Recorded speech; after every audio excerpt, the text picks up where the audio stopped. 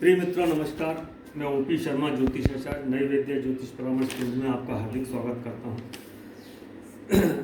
Celebrities की कुंडलियों के विश्लेषण के तारतम्य में आज हम श्री अमिताभ बच्चन जी, जो कि महानायक हैं और मिलेनियम स्टार हैं, सुपर स्टार है, उनकी कुंडलियों का विश्लेषण करेंगे। इसके पूर्व हम राजेश खन्ना जी की कुंडली का विश्लेषण कर चुके हैं, जो कि हमारे बॉलीवुड के प्रथम सुपरस्टार रहे हैं।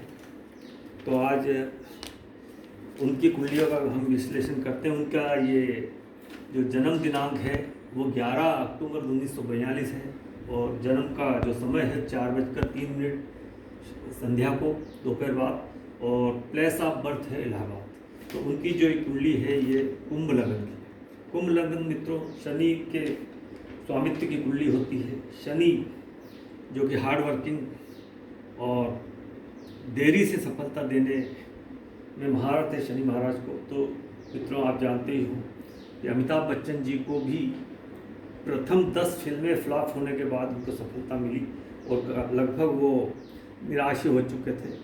लेकिन उसी समय उनको डायरेक्टर प्रकाश मेहरा की फिल्म जंजीर से सफलता मिलना चालू हुआ और उसके बाद उन्होंने पीछे मुड़ के नहीं देखा और वो उनका एक बहुत बड़ा टर्निंग पॉइंट था। बीच में भी उनको फिल्में में असफलता की वजह से वो ऐसा सुना कि वो बॉलीवुड छोड़ रहे थे, लेकिन मनोज कुमार जी ने उनको रोटी कपड़ा मकान में ब्रेक दिया और उन्होंने बहुत ही ज़बरदस्त रोल किया और एक ब्लॉकबस्टर फिल्म साबित हुई, जिसकी वजह से वो आगे उनको काफ़ी फिल्में मिली और वो सुपर डुपर हिट हुई।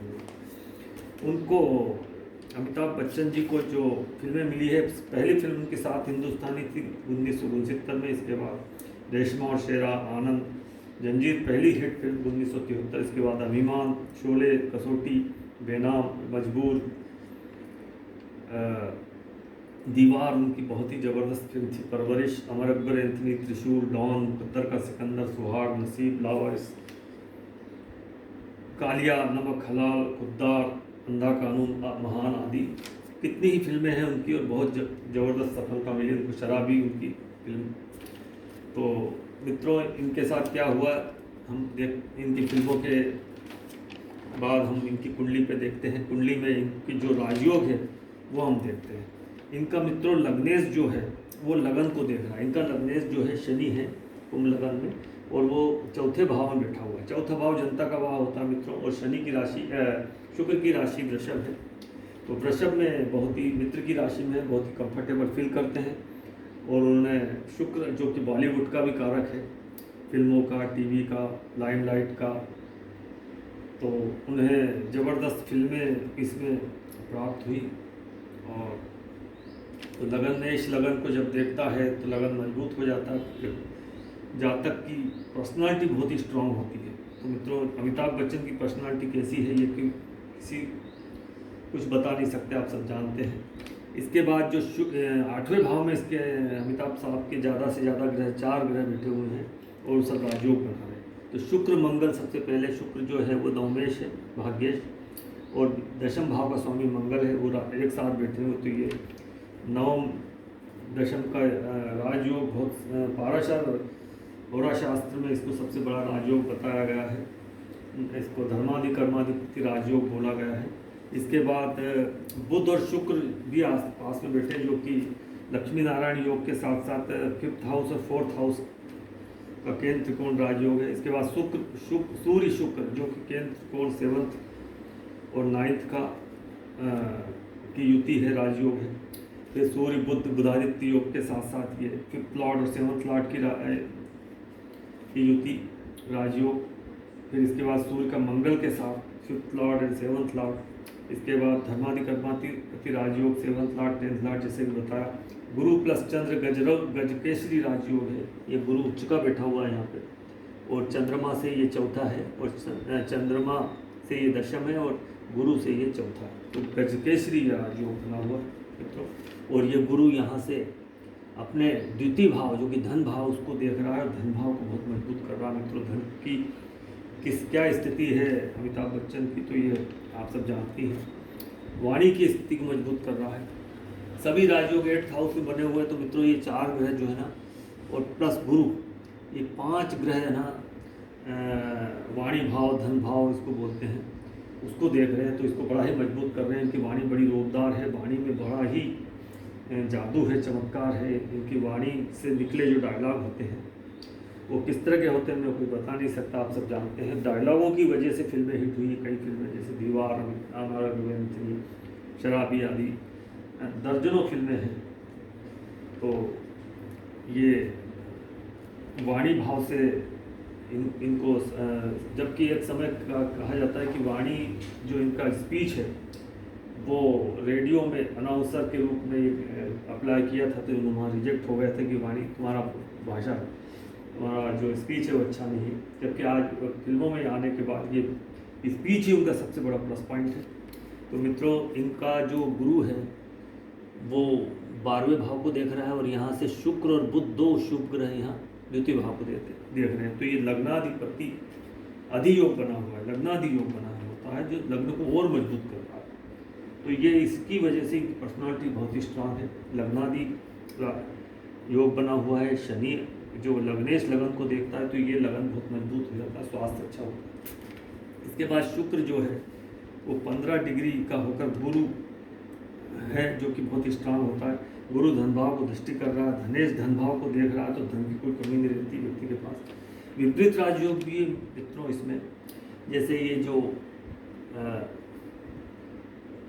इसमें जो 8वां भाव है वो अष्टमेश अष्टम में ही है। जब 6, 8वें, 12वें भाव या तृतीय भाव के स्वामी अपने से उसी भाव में होते हैं तो एक विपरीत राजयोग बना देते हैं। अब यहाँ ये जो तृतीय भाव है, ये तीसरा और ये भाव 6, 8वां, 12वां ये विपरीत भाव होते हैं। इनके स्वामी जब इन्हीं भाव में होते हैं तो विपरीत राजयोग होता है। अब ये जो तीसरे भाव का स्वामी है लगन से तीसरा है, और यहाँ अष्टम भाव जो 6 पड़ता है, तो यहाँ भी ये दोनों तरीके से लगने से ये विपरीत है, तीसरा और 6। तो ये बहुत ही स्ट्रांग विपरीत राजयोग बना हुआ है। तो ये इसकी वजह से इनको बड़ी काफ़ी विपरीत परिस्थितियाँ उत्पन्न हुई, और इनको फिर इनको सफलता मिली। और लग्नेश लगन में ही है, तो लग्नेश विपरीत राजयोग जब ज़्यादा असरकारक होता है मित्रों, जब लग्नेश मजबूत होता है। लगन लग्नेश मजबूत है। नीच भंग राजयोग भी मित्रों, यहाँ शुक्र जो है नीच हो गया यहाँ पे अष्टम में, लेकिन यहाँ उनका नीच भंग हो रहा है, विशेष करके बुध के द्वारा यहाँ उनका नीच भंग हो रहा है। और नीच भंग से भी मतलब ग्राउंड लेवल पे व्यक्ति जाता है और तब जाके उसको सफलता मिलती है। चंद्र लग्न से हम लोग यदि देखें मित्रों, तो चंद्र लग्न जो है इनका, ये चंद्र लग्न का जो लग्नेश है वो शुक्र है, और वो 12वें में सबसे बड़े राजयोग में शामिल है। तो मित्रों ये 12वें भाव में गया हुआ है, जो कि जन्म स्थान से दूर जाकर सफलता मिलती है। मतलब इलाहाबाद से वो बॉम्बे जाकर उनको सफलता मिली, और सारे राजयोग इसमें शामिल है ये, और नीच भंग में भी शामिल है। अब और एक चंद्रमा से मित्रों जो गुरु है वो दशम में बैठकर अमल कीर्ति राजयोग बना रहा है। अमल कीर्ति ये बहुत ही शुभ होता है, और कर्म भाव, चंद्रमा से कर्म भाव में उच्च का गुरु। इसके बाद पर्वत योग भी है, काहल योग भी है मित्रों, भद्र योग भी बनता है चंद्रमा से। इसके बाद जो शनि है वो शुक्र के कार्य, इनको शनि जो है शुक्र की राशि में बैठकर शुक्र के कार्य कर रहे हैं। जैसे फिल्म है, टीवी है, एक्टिंग है, सिंगिंग है, डांसिंग के कार्य सदैव लाइमलाइट में रहते हैं। ऐसे शनि क्योंकि मित्रों कर्म का कारक है, और जिस राशि में बैठता है उस तरह के कर्म जातक करने लगता है। शुक्र का नीच भंग में भी है, बुध उच्च का है मित्रों, गुरु उच्च का है, शनि लग्नेश लगन को देख रहा है, लगन मजबूत है। तो मित्रों इस तरह से इनकी कुंडली का ये विश्लेषण हुआ। सूर्य लग्न को अगर हम देखें मित्रों, तो यह सूर्य लग्न का जो लग्नेश है वो बुध है, और वो लगन में ही है, और सारे राजयोग में शामिल है। और सूर्य लग्न से हम नेम एंड फेम देखते हैं मित्रों, और इनका दशमेश भी साथ में बैठा हुआ है। सूर्य लग्न का जो दशमेश जो मित्र राशि है वो भी बैठा है। तो ये मित्रों बहुत ही नेम फेम पूरे ऑल ओवर वर्ल्ड में इनकी नेम फेम है, और काफ़ी इन्होंने धनार्जन किया। तो ये सूर्य से का हुआ। डिटेन में यदि हम देखें, डिटेन चार्ट लगा हुआ, डिटेन का जो लग्नेश है वो मित्रों नवम भाव भाग्य भाव में मित्रों। तो ये व्यक्ति बहुत ही अच्छे काम करता है। और इसका जो डिटेन का जो दशमेश है वो मेन ग्रह भाव होता है आजीविका का, और वो लाभ भाव में बैठा हुआ है। तो मित्रों इस कुंडली का वो पंचमेश भी, तो पंचमेश का मतलब होता है कि वो क्रिएटिव वर्क, फिल्म आदि जो भी एक्शन आदि कार्य करता है। तो इस तरह से ये एक बहुत ही अच्छा संकेत है। इनकी जीविका में लाभ ही लाभ है। लाभ भाव में जब दशमेश बैठता है तो उनको जीवन में जो भी कार्य करते हैं लाभ मिलते हैं, और नेटवर्क सर्कल बहुत ही स्ट्रांग होता है मित्रों। और तो इस तरह से डिटेन चार्ट हुआ।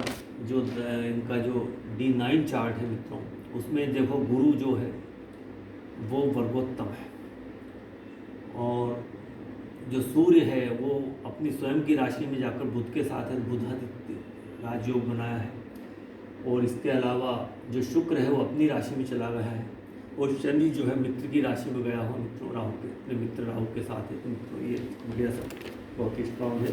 अब हम महादशा की अगर बात करें तो मित्रों इनको जो गुरु की जो महादशा लगी, स्वाति नक्षत्र का जन्म मित्रों राहु की महादशा, स्वाति नक्षत्र का जो स्वामी है वो जन्म कुंडली में केंद्र में है।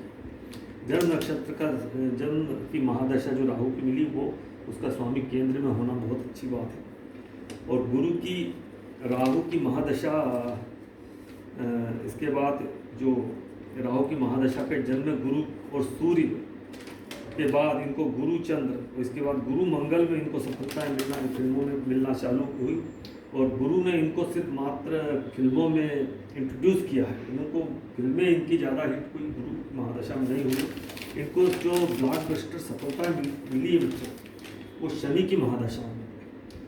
शनि जो कि इनको